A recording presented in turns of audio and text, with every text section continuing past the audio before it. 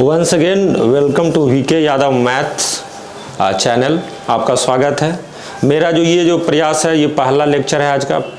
Sorry बोल सकते हैं कि इसके पहले मैंने सिलेबस को डिस्कस किया था दरोगा मेंस के लिए। आपको मैंने बताया था कि 25 क्वेश्चन जो होंगे उसमें मैथ्स और रीजनिंग दोनों टॉपिक आने वाले। तो मैं यही उम्मीद कर रहा हूँ कि आपको पहले से है ना कुछ चीज़ें आती है ना, जोड़ घटाव गुना भागा ये सब चीज़ें आती है। और अगर आप तैयारी कर रहे होंगे तो ज़्यादातर अंक गणित पे फोकस कर रहे होंगे। तो मेरा प्रयास ये है कि कुछ जो एडवांस का टॉपिक जो डाला गया है उसको मतलब ज़्यादा डिटेल में ना करके समझदारी पूर्वक है ना उन चीज़ों को मैं थोड़ा सा आपके दिमाग में इनकलकेट करने की कोशिश करूँ, मतलब आपके दिमाग में डालने की कोशिश करूँ।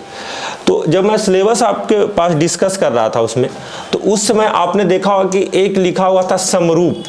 एक क्या लिखा हुआ था? समरूप। और उसमें ये चीज़ क्लियर नहीं थी कि किस चीज़ का समरूप है ना। और जैसे समरूप आपका वृत्त भी हो सकता है, समरूप आपका चतुर्भुज भी हो सकता है, कुछ भी हो सकता है। लेकिन समरूपता को देखते हुए हम जैसे बोल सकते हैं समरूपता को देखते हुए और भी किस किस फिगर में समरूप होने की संभावना है, उन सभी को डिस्कस करने के मैं टेक्स्ट बुक का, आप बोल सकते हैं कोई भी, मैंने एक टेक्स्ट बुक लिया और उस टेक्स्ट बुक में मैंने देखा कि क्या क्या चीज़ें दिया गया है समरूपता के बारे में। फाइनली मैं पढ़ाऊंगा आपको त्रिभुज की समरूपताएं, कोई दिक्कत नहीं। लेकिन क्वेश्चन और भी आपसे पूछे जा सकते हैं लॉजिकल। तो वो चीज़ें जो लॉजिकल जो चीज़ें है ना, वो कॉम्पिटिटिव पॉइंट ऑफ व्यू से चीज़ें नोट्स में अवेलेबल नहीं होती है। वो कॉमन सेंस वाली बात है, उसके लिए आपको टेक्स्ट बुक जाना ही पड़ेगा। तो आप देखिएगा समरूपता के बारे में है ना। जैसे ठीक है, हेडिंग है आपका त्रिभुज की समरूपता, लेकिन इन चीज़ों को ऊपर वाला को मान लेते हैं कि आप ये पढ़ लेंगे है ना। जैसे मैं एक बार पढ़ के देख लेता हूँ। अपने आसपास देखने पर आपको कई वस्तुएं मिलेगी जो एक ही आकार की तो है, पर उनकी माप अलग अलग है। उदाहरण के लिए एक पेड़ पर लगे पत्ते साधारणतया एक ही आकार परंतु भिन्न भिन्न मापों के होते हैं। मतलब आकार एक ही जैसा देखने में लग रहा है ना, लेकिन उसका मेजरमेंट करें तो अलग अलग है। ठीक है, इसी प्रकार के एक ही निगेटिव से विभिन्न साइज के बने फोटो एक ही आकार के होते हैं।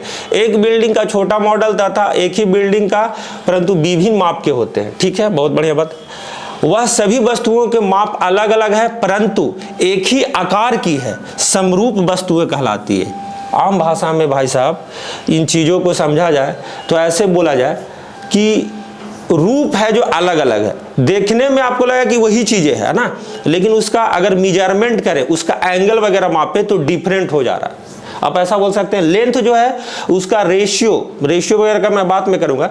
लेंथ का जो रेशियो है एंगल के अकॉर्डिंग होता है, वो चीजें मैं त्रिभुज में ज्यादा डिस्कस करूंगा है ना। तो यहां से आपको पॉइंट बाय पॉइंट समझा देता हूं। दो रेखाखंड लाइन सेगमेंट को बोलते हैं। दो रेखाखंड जो एक ही लंबाई के हों, सर्वांगसम तथा समरूप दोनों होते हैं। अब एक वर्ड आ गया सर्वांगसम, ये तो आपके सिलेबस में था नहीं, लेकिन नहीं भी सिलेबस में तब भी आपको अगर समरूप समझना है तो सर्वांगसम समझना होगा। तो देखिए सर्वांगसम का मतलब आप अभी आम भाषा में ऐसे समझें है ना। सर्वांगसम मतलब बिल्कुल हूबहू, इक्वल। सभी मेजरमेंट क्या होगा? इक्वल होगा। आप ऐसे बोल सकते हैं एंगल साइड सब इक्वल। लेकिन समरूप का मतलब उसका रूप एक जैसा हो, एग्जैक्ट वो नहीं हो, रूप एक जैसा हो, मतलब उसका एंगल वगैरह में कुछ रिलेशन हो है ना, रेशियो में रिलेशन होता है। ठीक, तो रूप उसका बराबर हो, आकार बराबर हो, ऐसा बोल सकते हैं है ना। तो चलिए हाँ फिर से पढ़ते हैं। दो रेखाखंड जो एक ही लंबाई के हों सर्वांगसम तथा समरूप होते हैं, परंतु अलग लंबाई के रेखाखंड समरूप होते हैं, सर्वांगसम नहीं। इसको मैं क्लियरली समझा देता हूं भाई साहब। ऐसा है कि इसका मेजरमेंट जो लंबाई हुआ, मान लेते हैं ये 5 सेंटीमीटर का है और ये 8 सेंटीमीटर का, तो क्या ये सेम है? लेंथ वाइज तो अलग अलग है, तो ये सर्वांगसम नहीं हो सकता। ये सर्वांगसम क्योंकि इसका मेजरमेंट क्या अलग अलग। लेकिन क्या ये समरूप हो सकता है? तो आप बोलेंगे यस। क्यों होगा समरूप? बोलेंगे सर इसमें इस रेखाखंड में कहीं भी एंगल मापे तो 180 डिग्री, और इस रेखाखंड में कहीं भी एंगल मापे तो क्या 180 डिग्री। इसके एंगल्स क्या है? बराबर है। एंगल्स क्या है? बराबर है। लेकिन मेजरमेंट इसका क्या है? अलग अलग। मेजरमेंट, लेंथ का मेजरमेंट अलग अलग है, लेकिन एंगल का मेजरमेंट क्या है? सेम है। तो ये क्या हो जाएंगे? समरूप हो जाएंगे, सर्वांगसम नहीं हो, क्योंकि एग्जैक्ट नहीं ना है, इक्वल नहीं ना है। सर्वांगसम का मतलब क्या आप मान लेंगे? इक्वल। तो ये सब बातें आ सकता है एग्जाम में, इसके लिए मैं फोकस कर रहा हूं। अच्छा जी, दूसरा एग्जाम्पल लेते हैं। हाँ, दूसरा एग्जाम्पल में ये लिखा गया है ना, ध्यान समझिएगा कि दो एक समान त्रिज्या वाले वृत्त सर्वांगसम तथा समरूप होते हैं, है ना। अब जैसे ऐसा है कि अगर आप त्रिज्या 5 सेंटीमीटर का त्रिज्या का अगर वृत्त बनाएंगे और 5 सेंटीमीटर का एक और वृत्त बनाने की कोशिश करें त्रिज्या वाला, है ना, वृत्त, है ना, इसको मैं थोड़ा सा ऐसे डिलीट करता हूं, ठीक है, कोई नहीं, है ना। चलिए इसी को मैं इधर बनाता हूं। तो 5 सेंटीमीटर वाला एक और वृत्त बनाएंगे तो एग्जैक्ट सेम ही बनेगा, इसमें चेंज होने वाला नहीं। इसके अगर सेंटर पे एंगल देखेंगे तो कोई भी वृत्त ऐसे होगा नॉर्मली, है ना, कोई भी कितना भी सेंटीमीटर का तो 360 डिग्री होता है, इसमें भी 360, इसमें 360, वो चीजें तो फिक्स है, एंगल फिक्स है।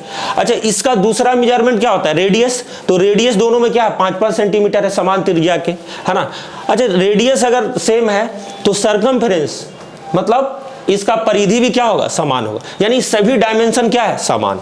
तो यानी कि सर्वांगसम भी होंगे और समरूप भी होंगे। सर्वांगसम भी होंगे, क्या होंगे, समरूप होंगे। अगर दोनों का डायमेंशन ही रेडियस का क्या हो गया, समान हो गया, तो दोनों क्या हो जाएंगे, समरूप हो जाएंगे और सर्वांगसम दोनों हो जाएंगे। एक और छोटा सा पॉइंट आपको बताना चाहेंगे, जो भी आकृति सर्वांगसम होगा वो कन्फर्म समरूप होगा।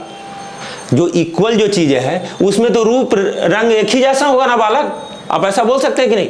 हाँ, तो ये सब पॉइंट से क्वेश्चन आ सकता है जो आपको बहुत कम मास्टर ही बताएगा, है ना, लेकिन ये सब एग्जाम में डायरेक्टली आ सकता है टेक्स्ट बुक से, ध्यान दीजिएगा। अच्छा, और भी बात किया जाए तो इसमें लिखा है कि परंतु भिन्न त्रिज्याओं वाले, मतलब अलग अलग त्रिज्या वाले वृत्त समरूप होते हैं, सर्वांगसम नहीं। वही लाइन वाला कंसेप्ट आ गया बाबू कि अगर मान लिया 5 सेंटीमीटर का एक वृत्त और दूसरा वृत्त है 10 सेंटीमीटर त्रिज्या का, कितना का, 10 सेंटीमीटर, तो इसके सेंटर पे तो एंगल 360 ही बनेगा, इसमें तो कोई दिक्कत नहीं है, यानी रूप एक जैसा है, लेकिन त्रिज्या क्या है, अलग अलग, परिधि भी क्या है, अलग अलग, परिधि भी क्या है, अलग अलग। तो एंगल के कारण रूप एक जैसा दिख रहा है आपका कि 360, लेकिन वो सर्वांगसम नहीं हो, क्योंकि पहले ही मैं बता चुका हूं सर्वांगसम का मतलब हर डायमेंशन इक्वल। उम्मीद करते ये दोनों बातों को समझ पाए होंगे आप, है ना। अब आगे मैं चलता हूं बालक, है ना, और थोड़ा सा तीसरा पॉइंट को समझ लेता हूं। ये सब एग्जाम में आ सकता है, आप ध्यान देखिएगा, है ना, सब लोग क्वेश्चन बनाएगा एंगल का रेशियो, लेकिन ये जब चीजें पूछ देगा ना तो वही चीज समझेगा, वही लड़का आंसर कर पाएगा, है ना, एग्जाम में। क्योंकि अब आजकल एग्जाम का ट्रेंड समझ रहे हैं, वो कंसेप्ट पे ज्यादा ध्यान दे रहा है, वो ट्रिक उरिक वाला वो तो वैसा तो मिल रहा है हजारों लोग, है ना। तो चलिए तीसरा पॉइंट की अगर बात करें बालक, बड़ा इंपॉर्टेंट बात बता रहा हूं, है ना, कि हाँ ये तो हो गया है, ठीक है, ये हो गया।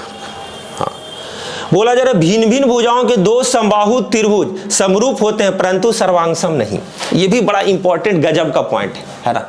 कह रहा है कि अगर दो समबाहु त्रिभुज लिया जाए, समबाहु त्रिभुज के बारे में आपको पता होगा, बचपन से ही तो घर का खेती है बालक, कि समबाहु त्रिभुज की सभी भुजाएं बराबर होती है।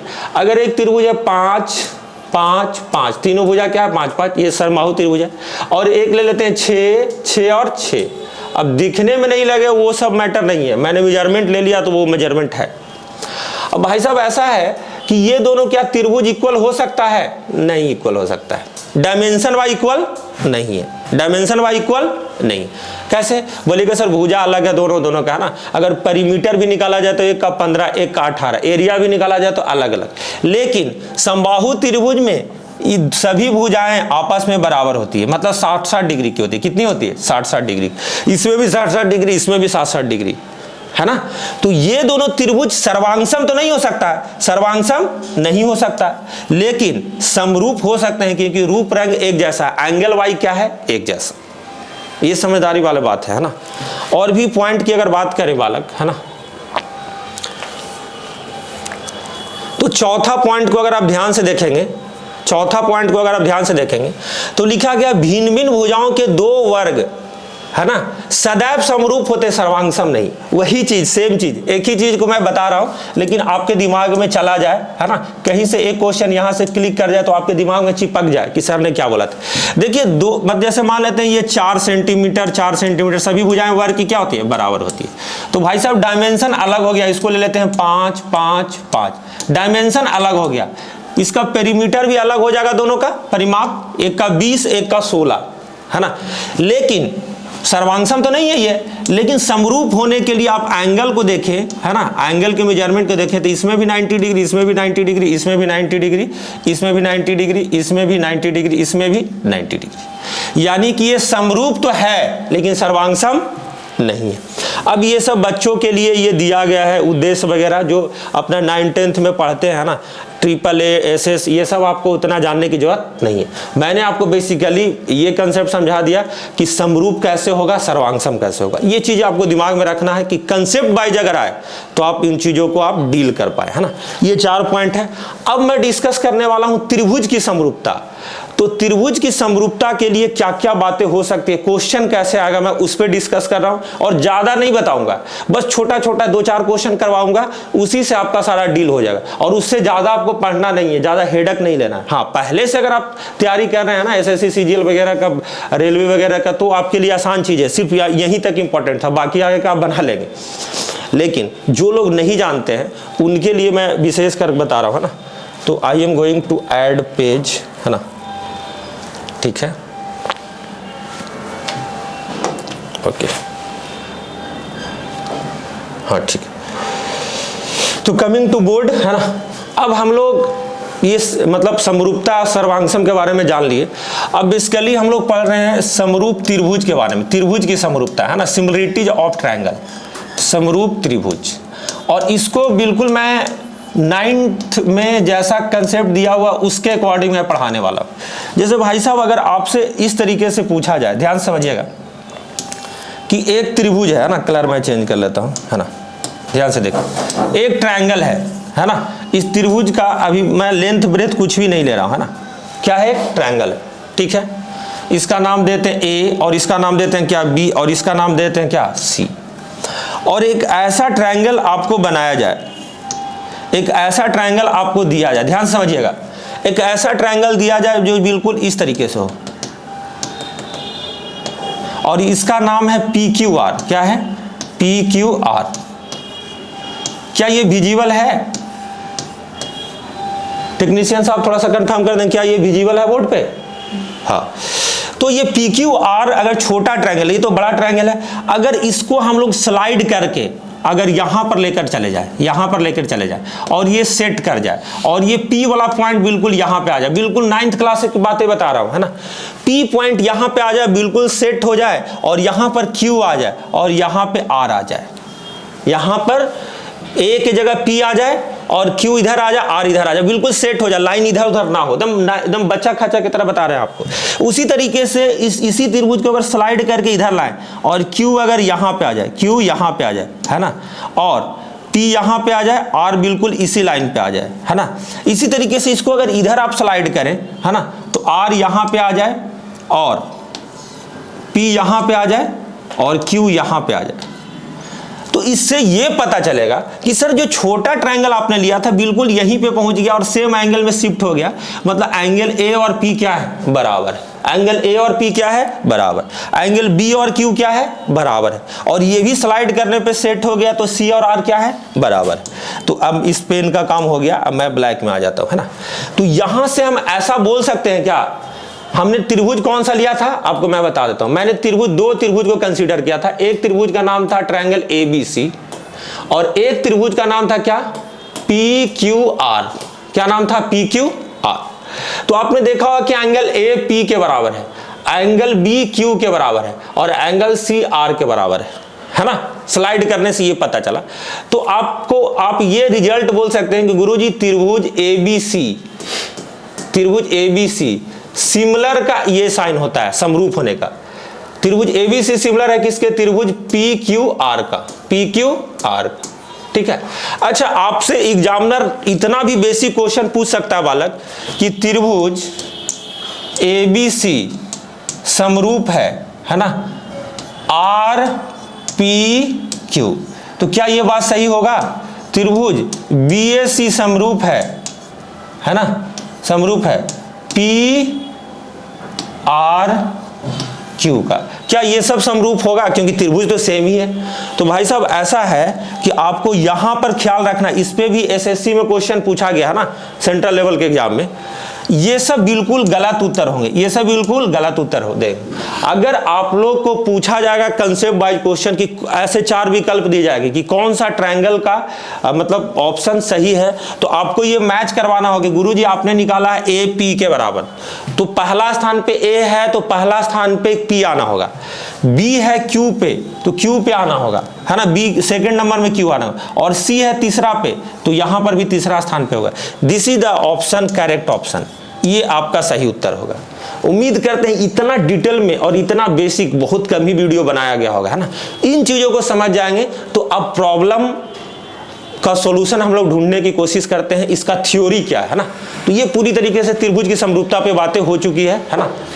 आगे मैं बात करूं तो जैसे समरूपता के बारे में समझ गए। अगर आपको क्वेश्चन दे दिया गया है ना, इस तरीके से बोल दिया गया कि ABC ट्रायंगल और एक छोटा ट्रायंगल ले लेते हैं इस तरीके से PQR, है ना, ये समरूप हैं। ऑलरेडी दे दिया गया कि जी ABC और PQR क्या समरूप है, इनका रूप एक जैसा है। तो अगर आपसे अगर लिख दिया गया क्वेश्चन, एग्जामिनर ने लिख लिया है ना कि त्रिभुज ABC, हाँ लिख दिया गया त्रिभुज ABC सिमिलर PQR, है ना।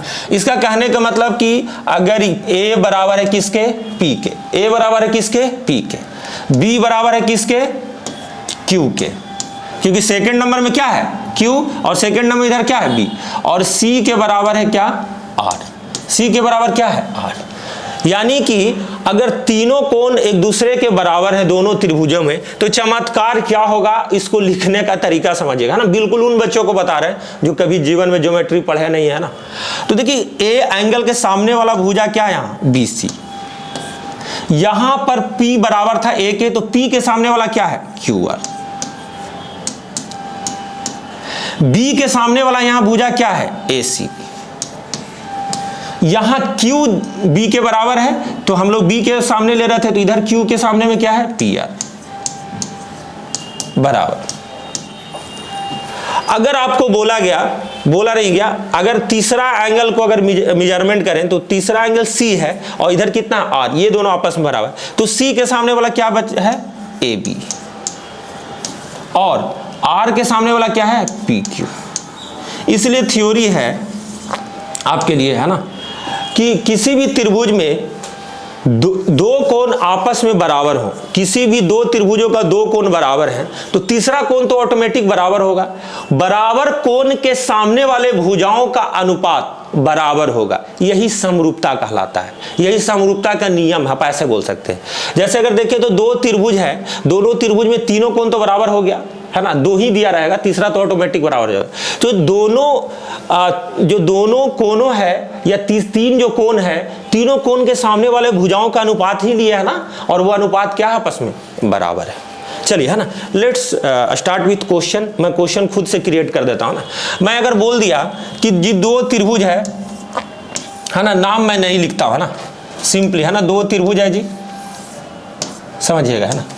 मैं आपको बोल दूं कि ये 40 डिग्री है, ये कितना है 40, और ये आपका 60 डिग्री है, ये आपका क्या है 60 डिग्री, और इसमें ये वाला 40 डिग्री है, इसमें ये कितना है 40 डिग्री, और इसमें क्या है ये 60 डिग्री, है ना, 40 डिग्री और 60 डिग्री। ठीक है, अब सेकंड स्टेज में और भी थोड़ा सा जटिल बनाएंगे, अभी पहला प्राइमरी स्टेज में आसानी। अगर इसका मैं नाम दे दूं A, और इसका नाम दे दूं B, और इसका नाम दे दूं C, और इसका नाम दे दूं D, और इसका नाम दे दूं E, और इसका नाम दे दूं क्या F।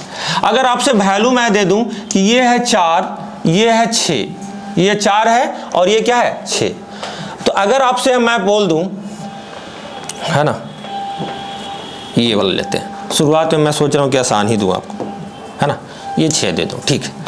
अगर यहां पे मैं दे दूं आपको 12, है ना, और आपसे मैं पूछूं कि ये वाला भुजा क्या होगा, कौन सा भुजा, DF भुजा क्या होगा, ऐसा मैं आपसे पूछ दूं, तो आपके दिमाग में ये आना चाहिए, गुरुजी दो एंगल दोनों त्रिभुज का बराबर है ना। आप अगर बात करें गुरुजी तो यहां पर B एंगल है, यहां पर क्या है B एंगल, लेकिन वहां पर कौन सा एंगल 40 डिग्री के बराबर है, तो यहां पर E एंगल के बराबर है कि नहीं। यहां पर बी एंगल बराबर है, यहां पर किस 40 डिग्री के बराबर क्या है, ई एंगल है। तो अगर हम बात करें गुरुजी 40 डिग्री और इधर 40 डिग्री, इसके सामने वाला भुजा और इसके सामने वाला भुजा, यही तो कंसीडर करना हम लोग को। तो देखेंगे गुरुजी 40 डिग्री के सामने है ना, या बी एंगल के सामने जो भुजा है आपका क्या है, AC। क्या है, AC। डायरेक्ट मैं बना रहा हूं। तो AC कितना है, 6, जबकि ई एंगल के सामने जो 40 डिग्री है उसके सामने वाले भुजा हमें फाइंड आउट करना है। उसके सामने भुजा क्या करना है, फाइंड आउट। आपको निकालना रहेगा DF की वैल्यू क्या होगी, तो ये आपको निकालना है। गिवन क्या है, तो अगर आप देखें तो ये 60 डिग्री, ये क्या है 60 डिग्री। तो माफ कीजिएगा, थोड़ा सा मैं ऐसे कर लेता है ना, उल्टा कर दिया था, इसको मैं 4 ले लेता हूं, ठीक है, तब चीजें आसान होगी। 4 मैं ले लिया। अब 60 डिग्री को कंसीडर करें बालक, किसको कंसीडर करें, 60 डिग्री को। तो C के सामने वाला 60 डिग्री कितना है, 4। C के सामने वाला कितना है, 60। और इसमें इसके बराबर कौन है 60 डिग्री, D। यहां पर कौन सा है, D। तो ये 60 डिग्री के सामने क्या है, 12। बस यही आपको करना था ना। तो आप बोल सकते हैं गुरुजी 4 तिया 12, 6 तिया 18, तो वाट बराबर कितना हो जाएगा, 18 सेंटीमीटर। अगर सेंटीमीटर में दिया है तो ठीक है ना, यूनिट में दिया है तो यूनिट। तो ये मेरा छोटा सा प्रयास है ना, कि समरूपता को आप समझ पाए और इस तरीके से क्वेश्चन को डील करें। चलिए और भी क्वेश्चन की मैं बात करता हूं जो आपके दरोगा के लिए सिर्फ वैलिड है। आप ऐसा नहीं समझिए कि SSC के लिए मैं पढ़ा रहा हूं, है ना, SSC CGL के लिए पढ़ा रहा हूं, नहीं। दरोगा में अगर समरूपता से क्वेश्चन आता है, त्रिभुज की समरूपता से, तो लोग कैसे डील करेंगे। चलिए और भी एक क्वेश्चन देख लेता हूं। अगर मैं दे दूं एक त्रिभुज, है ना, इसमें दे देता हूं 55 डिग्री, है ना, और इसमें ये एंगल मैं देता हूं 45 डिग्री, ठीक है। एक और मैं त्रिभुज ले लूं, है ना, जिसमें ये है आपका 45 डिग्री, है ना, और ये है आपका 80 डिग्री। ये क्या है, 80 डिग्री, ऐसा मैं ले लूं। और आपको बोल दिया जाए कि ये त्रिभुज ABC है और ये त्रिभुज क्या है, DEF। ठीक है, अब बात को समझिएगा। अगर 45 के सामने वाला को हम ले लेते हैं 9 सेंटीमीटर, है ना, और C के सामने वाला को ले लेते हैं 15 सेंटीमीटर, ठीक है, और यहां पे मैं 24 सेंटीमीटर ले लेता हूं, है ना, क्या ले लेता हूं, 24 सेंटीमीटर। और मैं बोल देता हूं कि जी आप DF का वैल्यू निकालें, DF का वैल्यू को क्या करें, निकालें, ऐसा आपको मैं बोल दूं। तो सबसे पहले तो ऐसे क्वेश्चन में आपको ये डिसाइड करना होगा कि भैया ये समरूप है कि नहीं, क्योंकि एक जगह 45-55 है और एक जगह 45-80 है। तो क्या ये त्रिभुज समरूप है, तो आप अपने दिमाग को लगाएंगे और बचपन की बातों को याद करेंगे, है ना। हाँ, कि गुरुजी हमको पता है कि त्रिभुज में तीनों कोनों का योग 180 डिग्री होता है, तो 45 और 55 100 डिग्री हो गया, तो ये बचेगा कितना, 80 डिग्री। तो इसमें भी 80 डिग्री एक है। अच्छा गुरुजी इन दोनों को जोड़ दें तो ये 125 डिग्री हो जाएगा। 80-45 कितना होता है, 125। तो तीसरा एंगल 180 में घटा देंगे तो ये 55 हो जाएगा। यानी गुरुजी इसके तीनों कोण से बराबर हैं, यानी कि ये दोनों त्रिभुज क्या होंगे, समरूप होंगे। ये बातें कन्फर्म है गुरुजी, आप चिंता ना करें, आप सिर्फ वैल्यू निकालने पे कंसंट्रेट करें। हम बोलेंगे सबसे पहले मेरे दिमाग में क्या आएगा कि गुरुजी जो निकालना है उसी एंगल को हम सबसे पहले लेंगे। कौन, किसके सामने वाला निकालना है, 45 डिग्री के सामने वाला। तो देखेंगे कि इसमें 45 डिग्री के सामने कौन है, दम ऐसे बनाना है, लिखना नहीं है नियम वगैरह। 45 डिग्री के सामने वाला इसमें कितना है, 9। इसमें 45 डिग्री के सामने वाला क्या है, तो इसमें 45 डिग्री के सामने वाला गुरुजी DF है जो निकालना है, DF है जो आपको निकालना है। गुरुजी दिया हुआ है 80 डिग्री के सामने, तो इसमें 80 डिग्री के सामने कितना है, 15।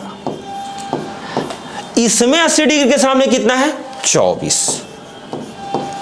कितना है, 24। बस निकाल लेंगे, 5 तिया 15, 8 तिया 24। अगर आप ध्यान से गुना करें तो DF बराबर तिरछा तिरछा गुना करेंगे तो 9 8 72, और 5 इंटू DF होगा, तो DF निकालना तो 5 से क्या कर देंगे, भाग दे देंगे, तो 72/5, 14×5 70, 2×5 10, 14.2 सेंटीमीटर अंश। तो दरोगा मेंस में हमें नहीं लगता कि समरूपता से इतना ज्यादा बात आपसे पूछा जा सकता है। तो इन बातों को जो मैं बताया हूं, इसको अगर आप ध्यान से एनालाइज करेंगे तो आपको 1 मार्क्स की संभावना है, 2 मार्क्स, है ना, कितने मार्क्स, 2 मार्क्स। तो चलिए आज के लिए इतना ही। जय हिंद, जय भारत। अगर ये वीडियो समझ में आया होगा, पसंद आया होगा तो कमेंट जरूर करें और डिमांड और करें। एडवांस के जितने टॉपिक है समझदारी वाइज मैं ऐसे ही आपको सारी चीज़ों को डिस्कस कर दूंगा। तब तक के लिए गुड बाय, टेक केयर।